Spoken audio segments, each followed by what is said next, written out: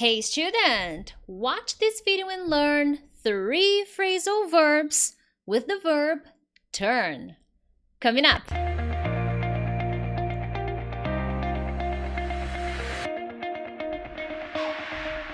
Hey friends, Teacher Prix here to help you talk to anyone, anywhere, anytime in English. First of all, thank you so much for joining me on another English lesson. If it's your first time here, please consider subscribing.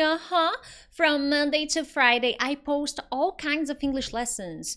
Grammar, speaking tips, vocabulary, idioms, and so many other things because I want to make sure that you become a better and more confident English speaker. So consider subscribing. If you are already subscribed, thank you so much. I really appreciate every time you come here and watch my lessons and hit the like button and when you share it with your friends because you are part of this big community of English learners.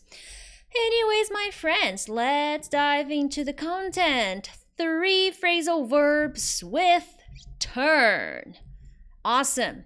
I have several videos here on my channel about phrasal verbs, and all the phrasal verb videos, they have explanations, they have examples, and they are popular phrasal verbs that native speakers use, in everyday conversations, okay? Now, the first phrasal verb, turn up. And turn up, I think, has 3 popular meanings. I'm going to show you 2 tonight, but it has 3 popular translations. But I'm going to show you 4. But I'm going to show you 2, okay? Turn up means when something is found, when something is finally found. Usually because you are not expecting. It's not something that you were, looking for. When you least expect it, you find that thing or that thing is found. Okay, so that's the idea of turning up. Now, if you don't know the opposite, the verb find is the opposite of lose. So when you lose something, you look around and you look for that thing until you find it, okay?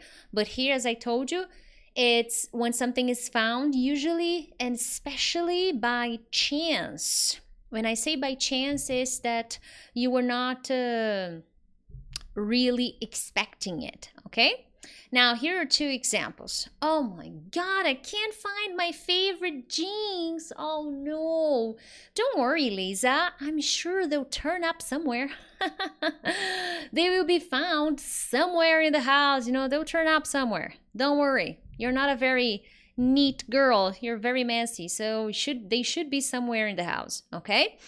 Next example.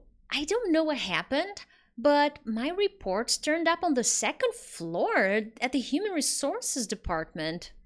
That's weird. I don't know where they were found there. I don't know why they were found there. I don't know why my reports turned up on the 2nd floor. And when I say they turned up, it means that they're physical documents, okay? They're not digital documents, okay? So I don't know why. I don't know how they turned up on the 2nd floor, dude. Something happened. This usually happens, depending on how big the company is. Sometimes documents may turn up where they're not supposed to. It does happen. Today it's rare because everything is pretty much digital. But depending on the documents, it could happen. I remember that I worked at a bank, and my sister worked there too. And our first names are different, but our middle name and our last names are the same. So people would confuse things and they would take things to her and not to me. So I think it happened a few times. So it is possible, all right? Now, the second meaning of turn up is to arrive, okay? To get to a place, to arrive.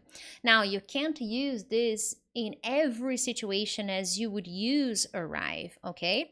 But here, the idea is, for example, I planned a surprise party for Lisa, but she turned up before it was finished and ruined the surprise. Come on. I did this once, my parents were planning a surprise party for me, but I turned up before they had finished. Decorating everything. There were no guests. People hadn't turned up yet, but I turned up before everybody. And when I saw the cake, I was like, oh, a cake for me. And then they told, yeah, but it's not just the cake, it's the party. Why are you here? You're not supposed to be here, Priscilla, go away. And I ruined it. But it was fun, you know. I still had the party. I think it was about 16 or 17 years old. My mom made me my favorite chocolate cake. So good. Oh, well. So I arrived before my parents, or before, in this case here, I arrived before Lisa arrived before I was finished. So she turned up there before I was finished. Here you could even use the verb showed up. You know, I showed up. Lisa showed up before I was finished, and it ruined the party. Next example, I was supposed to meet Andrew for coffee, but he's missing here, okay? But he never turned up. Here I could also say he never showed up, okay? It's another phrasal verb to show up. So it's a similar idea. He never came, he never turned up, he never arrived. I don't know what happened, brother, you know? So this is a very common phrasal verb with a very popular meaning with turn up. There are two more meanings with turn up, but to make the lesson shorter, I'm just focusing on two popular ones. In the future, I can make another one and talk to you about the two other meanings of turn up. All right? Anyways, moving on. Turn back. To turn back means to stop out, and there are other meanings of turn back. Okay, here I'm just going to show you one that I think it's really cool and native speakers use a lot. Okay, to turn back in this case, big disclaimer, means to stop doing something. Well, if it's affirmative, okay? So you stop doing something to return to a previous situation or condition. Now, if it's in the negative, which is more common, you cannot go back. You cannot turn back. You cannot change your plans and decide not to do something. So if you make a decision, you can't turn back. You can't change that decision after you made this decision. You don't have that opportunity. So after you decide to do something or you decide not to do something, you can't turn back. You can't change it. You can't change it back. You can't change your mind. So you can't do it. And that's the meaning of turn back. Now, a very common phrase we listen to native speakers use is there's no turning back. So here an example. Are you sure you want to do this? Once you sign those papers, there's no turning back. So let's imagine a billionaire. What's the name of a billionaire? Bill Gates. He's talking to his lawyers, and he signs a document, some papers, giving all his money away. You know, he decided to give everything. And then the lawyers look at him and say, look, are you sure? You know, we're talking about billions. Are you sure you want to give all your billions away? Because after you sign this, once you sign these papers or those papers, there's no turning back. You cannot change your plans. You cannot go back to your billions. You can't return to being a billionaire because you have signed those papers and you can't. Okay, so that's the idea. So the phrase there is no turning back is very common. Okay, you can use the verb in other ways, but this is a very common phrase. Now, once you start this treatment, you can't turn back from this decision. So you can't change your plans. You can't change this decision. You can't turn back. You can't turn back from this decision. Are you sure? So this is a very common phrasal verb that native speakers use when I want to ask you if you are sure about something because you can't return to what it was before. So if you do something or if you don't do something, you will not be able to return to the previous condition. So it's really important that you are sure of that, okay? So that's the idea. So you can't turn back from this. Okay, so if you decide to start this treatment, you cannot turn back from this decision. This is very common. For example, unfortunately, some people with cancer, they have to to go through very difficult treatments, and depending on the treatment, if they start, they could die. There's no turning back. So it's a very difficult decision. So if you decide to start this treatment, you can't turn back from this decision. We can't just stop the treatment because you could die.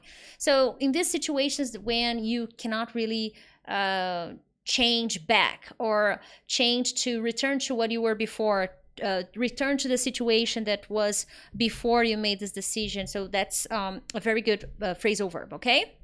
And hey, if you are enjoying this lesson, make sure to hit the like button. When you hit the like button, it helps me understand that this is the kind of lesson you enjoy, that this lesson is helping you, and it also helps YouTube understand that this is a good lesson. And when YouTube understands that, it recommends to other people from different places that may enjoy this lesson too. How cool is that? Anyways, last phrasal verb of the night, to turn into. To turn into means to change or develop into something different, or to make someone or something change, okay? I think I had a video here on my channel where I talked about turn into. But here I'm just showing you verbs with turn, okay? Now, I want to change something, or if something changes, something transforms, okay? For example, Julia's and Peter's dream vacation turned into a nightmare, became transformed into, changed into a nightmare. What is a nightmare? A bad dream, okay? So a dream vacation became a terrible dream when Julia caught the yellow fever virus. Can you imagine? There you are traveling, having a good time, and then bang, you catch the yellow fever. It's horrible, right? But it could happen. Make sure that when you visit, tropical countries and places where yellow fever is popular, you take your vaccines, okay? So if you come to Brazil, make sure to get your vaccines.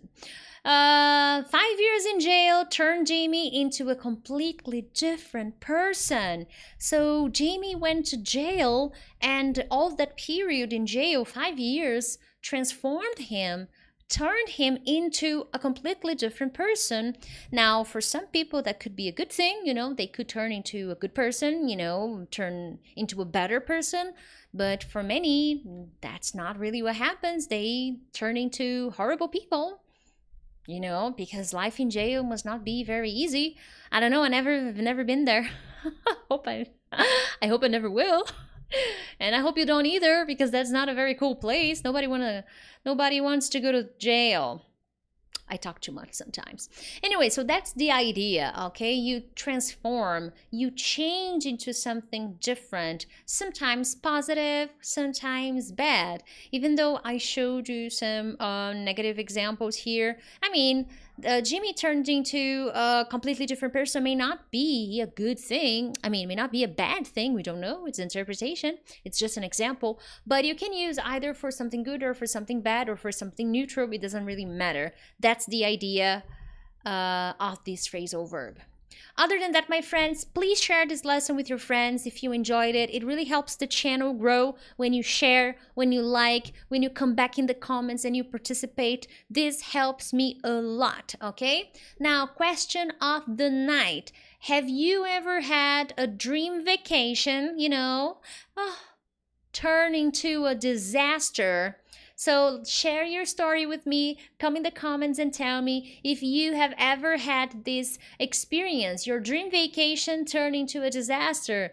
You went to a beautiful place, you thought you would have an amazing time, but then your vacation turned into a disaster and you had a horrible time. So let me know what happens, okay? Anyways, my friends, thank you so much, and I will see you tomorrow for another English lesson. Bye-bye.